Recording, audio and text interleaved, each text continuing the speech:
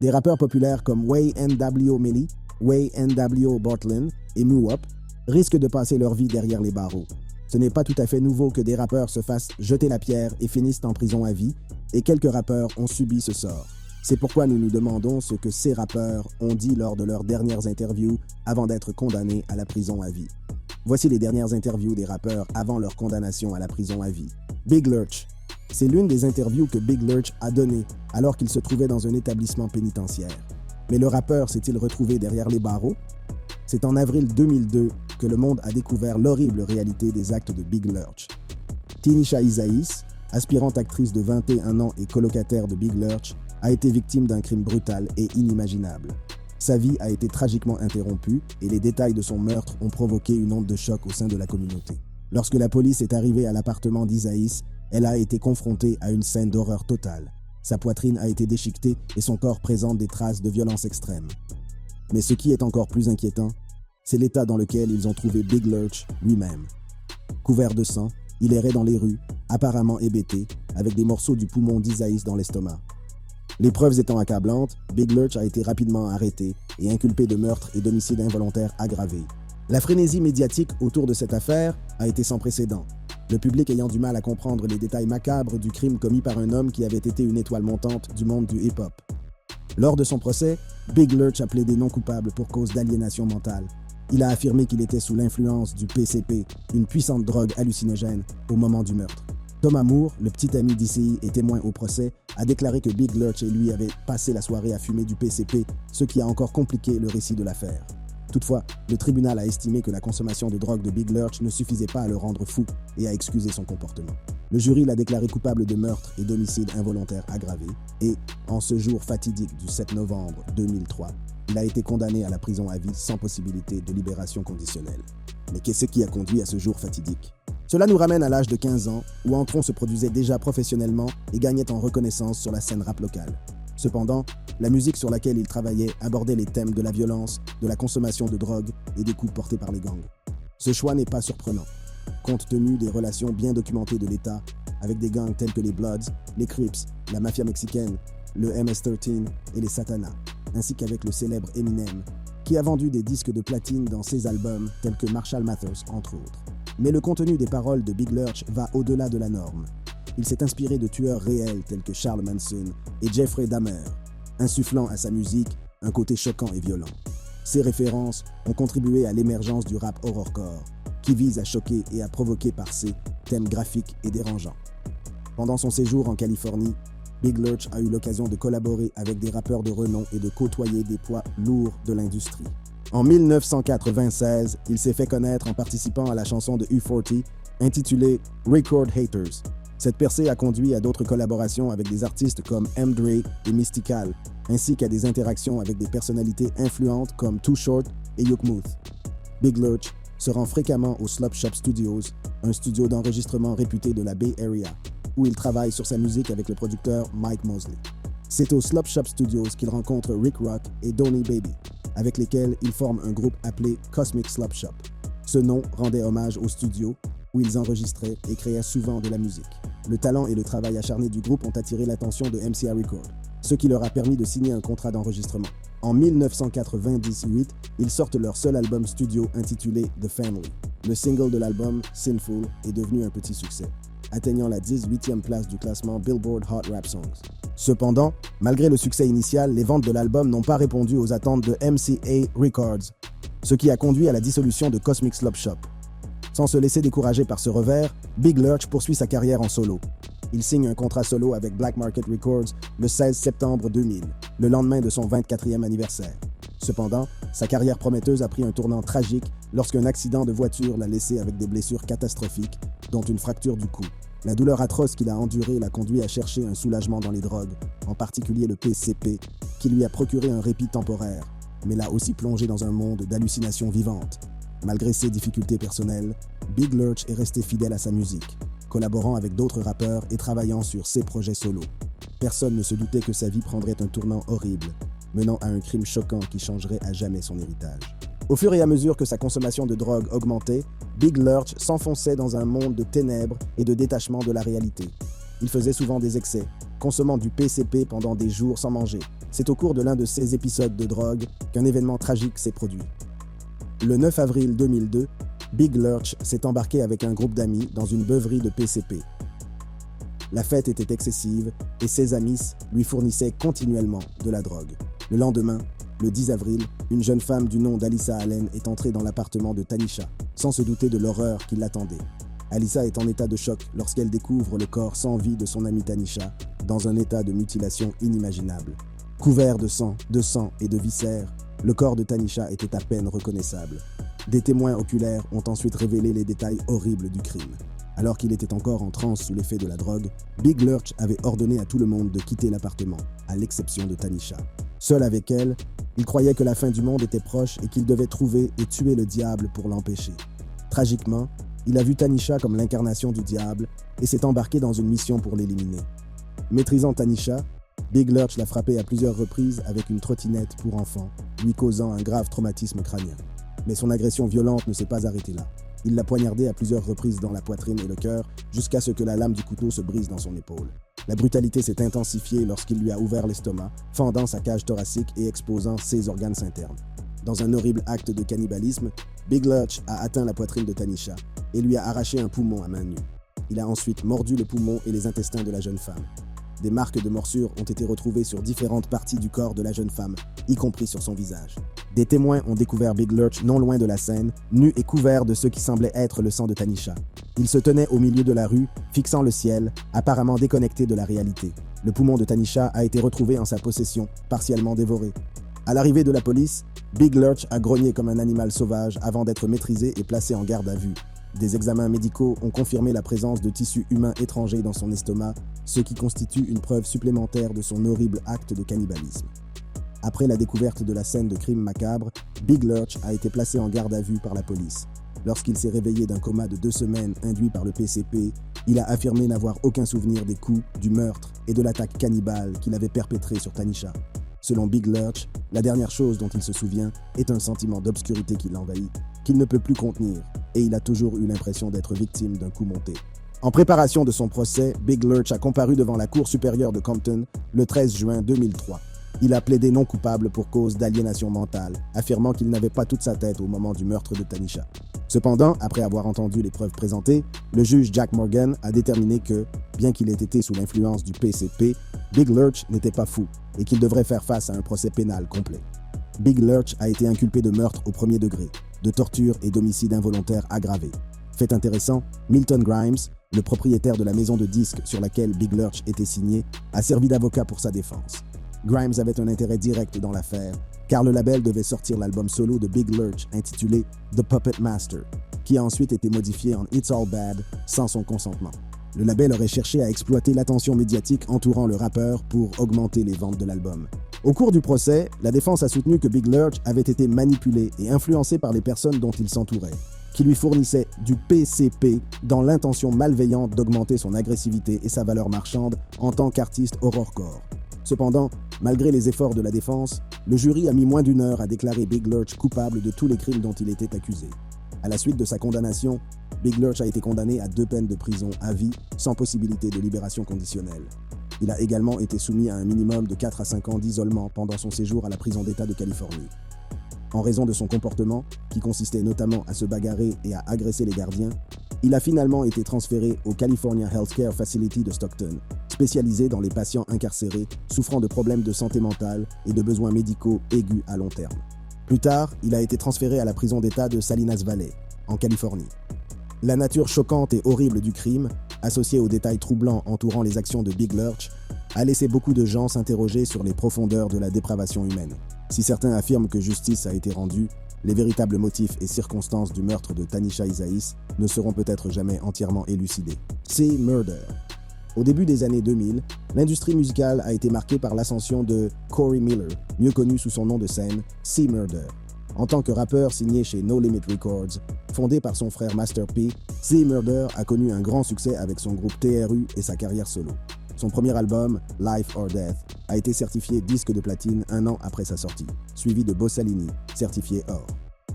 La musique de C-Murder trouve un écho auprès des fans et sa popularité monte en flèche. Fort du succès de sa musique, C-Murder décide de voler de ses propres ailes et de lancer son propre label, TRU Records. L'avenir s'annonce radieux pour le rappeur de Louisiane et il a toutes les raisons d'être optimiste quant à ce qui l'attend. En dehors du succès multiplatine de son groupe TRU de l'ère No Limit, la carrière solo de Miller est également florissante. En 1998, il sort son premier album, Life or Death. L'album, publié sous le label No Limit Records, a eu un impact significatif sur la scène hip-hop. Il s'est classé 3e au Billboard 200 et a obtenu le statut de disque de platine. Le succès de Life or Death a consolidé la position de C-Murder en tant qu'étoile montante de l'industrie. Sur la lancée de son premier album, C-Murder a continué à faire des vagues avec son deuxième album, Bossalini, en 1999. L'album a atteint la 2e place du Billboard 200 et a été certifié disque d'or. Les paroles grinçantes et l'authenticité de C-Murder trouvent un écho auprès du public, ce qui fait de lui une force avec laquelle il faut compter dans le monde du rap. En 2000, C-Murder a renforcé sa présence dans l'industrie musicale avec la sortie de Trapped in Crime. L'album a atteint la 9e place du Billboard 200 et a mis en évidence la polyvalence de C-Murder en tant qu'artiste.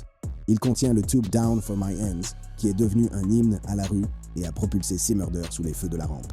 Alors que la carrière solo de C-Murder continue de prospérer, il sort son dernier album sous le label No Limit Records en 2001. C-P-3.com illustre l'évolution de C-Murder en tant qu'artiste et comprend les singles What You Gonna Do et I'm Not Just. L'album atteint la 45e place du Billboard 200, consolidant ainsi le statut de C-Murder en tant que figure de proue de l'industrie du rap. Cependant, alors qu'il connaît un succès grandissant, une tragédie survient le 12 janvier 2002, modifiant à jamais la trajectoire de la vie de C-Murder. Cette nuit-là, à l'extérieur d'une salle de Louisiane appelée Platinum Club, un jeune homme de 16 ans, Stephen Thomas, a été tué par balle. Selon MTV, un jury a voté à 10 voix contre 2 que C-Murder avait tiré une fois dans la poitrine de Thomas alors que l'adolescent était allongé sur le dos et battu par les amis du rappeur. 2 jours plus tard, Miller est arrêté pour avoir provoqué des troubles au House of Blues de la Nouvelle-Orléans. Et peu après, il est accusé du meurtre de Thomas, un crime qui ébranlera l'industrie musicale et le monde de la justice pénale. Il a été inculpé le 28 février 2002 et accusé de meurtre au second degré. La juge Martha Sasson a accordé un nouveau procès au motif que les procureurs n'avaient pas divulgué, à tort, les antécédents judiciaires de 3 de leurs témoins.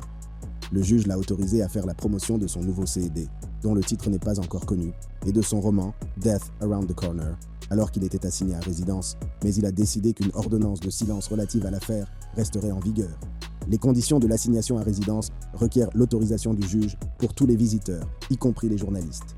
Le 13 mars 2007, la juge a accédé à la demande de Miller de travailler sur sa carrière musicale, mais a refusé sa demande de couvre-feu de 7h à 21h. Les décisions de la juge dans cette affaire sont devenues un enjeu dans sa tentative ratée de réélection en 2008. Elle a été battue par la juge Helen Kovacs et les procureurs ont par la suite renouvelé une demande pour que Miller retourne en prison. En janvier 2009, M. Miller a été assigné à résidence et ne pouvait quitter son domicile qu'en cas d'urgence médicale avérée. Le 27 mai 2009, Miller a plaidé non coupable de 2 chefs d'accusation de tentative de meurtre au second degré. Ces accusations découlent d'un incident survenu en 2001 à Bâton Rouge, au cours duquel Miller a tiré un coup de feu, après quoi l'arme s'est enrayée, à l'aide d'un pistolet semi-automatique sur le propriétaire et le videur d'une boîte de nuit qui refusait de laisser Miller entrer dans l'établissement avec l'arme. Miller a été condamné à une peine de 10 ans d'emprisonnement avec un crédit pour le temps passé en prison. Le 5 août 2009, le procès pour meurtre s'est ouvert. Le père de la victime a déclaré que son fils était un fan de C-Murder avant l'incident. Un videur a également témoigné contre Miller, affirmant qu'il avait été témoin de la fusillade, mais qu'il craignait les répercussions de son témoignage. Le 10 août 2009, le jury a déclaré être dans une impasse, mais le juge Hans Liljeberg lui a demandé de tenter de résoudre cette impasse. 3 heures plus tard, le jury est revenu pour annoncer qu'il était parvenu à un verdict de culpabilité par 10 voix contre 2. Le juge a soupçonné que, compte tenu de l'impasse annoncée précédemment et du revirement rapide, l'un des jurés avait décidé de changer d'avis sous la pression pour mettre fin au procès et a demandé au jury de retourner délibérer plus longuement sur l'affaire. Le 28 décembre 2011, sa condamnation a été confirmée. Lorsqu'ils sont revenus avec le même verdict, 10-2, Miller a été reconnu coupable de meurtre au second degré. Lors du prononcé de la sentence, le père de la victime a déclaré « Je ne me réjouis pas. Je me sens mal pour la famille de Miller. Mais au moins, ils peuvent le voir. Qu'avons-nous d'autre qu'une tombe et une photo ?» C-Murder a été condamné le 14 août par le juge de district Hans Liljeberg à la prison à vie obligatoire. le juge Glenn Hansardi de la 24e Cour de district judiciaire a ordonné à Miller de payer 500 000 $ pour chacun des parents de Thomas. 150 000 $ pour tenir compte de la souffrance que Thomas a éprouvée pendant l'heure qu'il a vécue après avoir été abattu et 4 492 $ pour les frais d'obsèques. Le sort de C-Murder a provoqué une onde de choc dans l'industrie et a attiré l'attention des médias. L'artiste, autrefois prometteur, était désormais confronté à l'accusation la plus grave que l'on puisse imaginer, le meurtre. Tout au long de la procédure judiciaire, l'équipe de défense de C-Murder a soulevé d'importantes préoccupations concernant les preuves présentées contre lui. L'affaire repose en grande partie sur les déclarations de deux hommes, Darnell et Kenneth Jordan, qui ont initialement identifié C-Murder comme étant le tireur. Cependant, les deux témoins se sont ensuite rétractés, affirmant qu'ils avaient été menacés par les enquêteurs. Malgré les rétractations et l'absence de preuves matérielles contre C-Murder, il n'a pas réussi à obtenir une nouvelle audience pour présenter les nouveaux éléments de preuve. Il pensait que les témoins inventaient des choses pour un moment de gloire. La décision la plus récente a rejeté les rétractations comme suspectes et non fiables, refusant à C-Murder toute forme d'aide, même après que les deux témoins aient déclaré l'avoir vu faire. Cependant, la lutte pour la justice se poursuit. L'avocate de C-Murder, Jane Hogan, est déterminée à faire avancer la procédure d'appel et à attirer l'attention sur les failles de sa condamnation. Elle estime que C-Murder a de solides arguments en faveur d'une libération après condamnation et s'engage à se battre pour obtenir une nouvelle audience. Raddigz. Dans les bas-fonds de Brooklyn, un nom est apparu qui a fait peur à beaucoup, Raddigz. Mais Raddigz n'était pas seulement un nom, c'était un symbole de violence, de pouvoir et d'une vie imprégnée de criminalité. Voici l'histoire d'un homme dont le parcours l'a mené de la rue à la scène, pour se terminer dans une salle d'audience où il a dû faire face aux conséquences de ses actes. Ronald Aaron, connu sous le nom de Raddigz, est devenu célèbre en tant que chef d'un gang de rue. Ses clips musicaux, remplis de rimes sur le port d'armes et l'effusion de sang de ses rivaux, ont captivé le public. Mais derrière la façade d'un rappeur en herbe, une vérité plus sombre est apparue. L'implication de Aaron dans des affaires de meurtre, de racket, de vol et d'autres crimes a finalement conduit à son arrestation et à sa condamnation à la prison à vie. Dans les quartiers pauvres de Brooklyn, Ronald Aaron est né dans un monde de chaos et de lutte. Élevé par un père toxicomane et une mère voleuse à l'étalage, ses premières années ont été marquées par les dures réalités de la vie dans un quartier résidentiel miné par la drogue. C'est dans cet environnement que le chemin de Ronald Aaron a été tracé, le menant sur la voie dangereuse de la criminalité et de la violence. Adolescent, Aaron est attiré par l'attrait de la rue. L'attrait du pouvoir et du respect qui accompagne une vie de criminel s'avère irrésistible. Il s'est rapidement lancé dans le trafic de crack et les vols à main armée, cherchant à établir sa domination dans le monde impitoyable où il vivait. Mais c'est au cours d'un séjour dans un centre de détention pour jeunes que la vie de Aaron a pris un tournant décisif. C'est là qu'il a croisé le chemin des Bloods, un célèbre gang de rue connu pour ses activités impitoyables. L'attrait de la fraternité et de la protection l'a attiré et il est devenu membre du gang, trouvant dans ses rangs un réconfort et un sentiment d'appartenance. Cependant, l'implication de Aaron dans les Bloods n'a fait qu'attiser son appétit pour la violence et les activités criminelles. À sa sortie du centre de détention, il est retourné dans la rue avec une nouvelle détermination à établir sa domination. Il est devenu trafiquant de crack, terrorisant la communauté et laissant un sillage de destruction dans son sillage. Mais au fil des ans, la vie criminelle de Aaron a commencé à faire des ravages. Il était l'une des 9 personnes arrêtées et accusées d'avoir dirigé un réseau de crack et d'héroïne dans les maisons de Gowanus à Brooklyn. C'est au cours de l'une de ces peines qu'il a eu une révélation, une chance de rédemption. En 2007, après avoir purgé une peine de 6 ans de prison pour trafic de drogue, Aaron a pris une décision qui a changé sa vie. Il a décidé de laisser derrière lui sa vie de criminel et de poursuivre une carrière dans le hip-hop. C'était une décision audacieuse qui allait mettre à l'épreuve sa détermination et remettre en question la perception qu'il avait de lui-même. Adoptant sa nouvelle identité de Raddigz, Aaron a cherché les conseils d'un promoteur musical qui a reconnu son talent brut et son potentiel inexploité. Ensemble, ils ont entrepris de transformer le passé trouble de Aaron en une source d'inspiration pour sa musique. S'inspirant de son enfance dans les quartiers de Brooklyn infestés par la drogue, Raddigz a mis tout son cœur et toute son âme dans ses paroles. Il partage la douleur et les luttes dont il a été témoin, la violence et le désespoir qui ont façonné ses jeunes années. Sa musique est devenue le reflet des dures réalités de la vie dans la rue, une expression brute et sans filtre de sa vérité. Lors de sa dernière interview, Riggs a révélé avec enthousiasme la musique qu'il était sur le point de sortir. Raddigz a commencé à être reconnu par la communauté hip-hop. Ses vidéos musicales sont devenues une plateforme lui permettant de montrer son talent et de raconter son histoire. Mais il était loin de se douter que ces vidéos deviendraient plus tard une arme à double tranchant, servant de preuve de son implication dans des crimes qui le mèneraient finalement à sa perte. Sous le nom de Raddigz, il a intégré dans ses textes les expériences qu'il a vécues en grandissant dans les quartiers de Brooklyn où sévit la drogue, utilisant sa musique comme une plateforme pour partager les dures réalités de la vie dans la rue. Ces vidéos musicales autrefois source d'expression artistique, sont devenues des preuves accablantes de son implication dans des crimes. Il a même utilisé plusieurs de ses chansons et vidéos musicales, dont certaines avec Waka Flocka Flame, comme preuve, affirmant que ces rimes racontaient littéralement ses crimes. La défense a toutefois fait valoir que les morceaux n'étaient que des récits fictifs de sa vie à Brooklyn et que la plupart des gens comprenaient mal les Bloods et avaient développé une connotation négative à leur égard. Cela ne l'a pas sauvé, il a été condamné à 12 peines de prison, à vie plus 105 ans d'emprisonnement, laissant derrière lui un héritage de violence et de destruction. Aaron a également été reconnu coupable du meurtre de 3 hommes liés à la drogue, Richard Russo, Victor Zapata et Frederick Brooks. Aaron a été jugé au niveau de l'État pour le meurtre de Frederick en 2001, mais a été acquitté en raison d'allégations d'intimidation de témoins. Outre le meurtre, il a également été reconnu coupable de racket, de vol qualifié et d'autres chefs d'accusation. Le 26 juin 2014, à l'issue d'un mois de procès devant jury, il a été reconnu coupable de tous les chefs d'accusation, notamment de racket, de meurtre au profit du racket, de complot de trafic de stupéfiants, de vol qualifié et d'infraction à la législation sur les armes à feu. Les accusations découlaient du fait que Aaron dirigeait un groupe violent du Blood Street Gang qui opérait dans les lotissements de Gowanus et de Wyckoff Gardens à Brooklyn et dans les environs. Pendant des années, Ronald Aaron a déchaîné une violence brutale et implacable sur sa communauté, tout en glorifiant son mode de vie criminel en tant que gangster trafiquant de crack. La peine prononcée aujourd'hui met fin à tout cela, pour de bon, a déclaré Loretta Lynch, procureure générale des États-Unis. Que la sentence d'aujourd'hui envoie un message aux autres membres de gangs qui terrorisent leur propre communauté. Nous et nos partenaires fédéraux et municipaux, chargés de l'application de la loi, ne tolérerons pas une conduite criminelle aussi odieuse.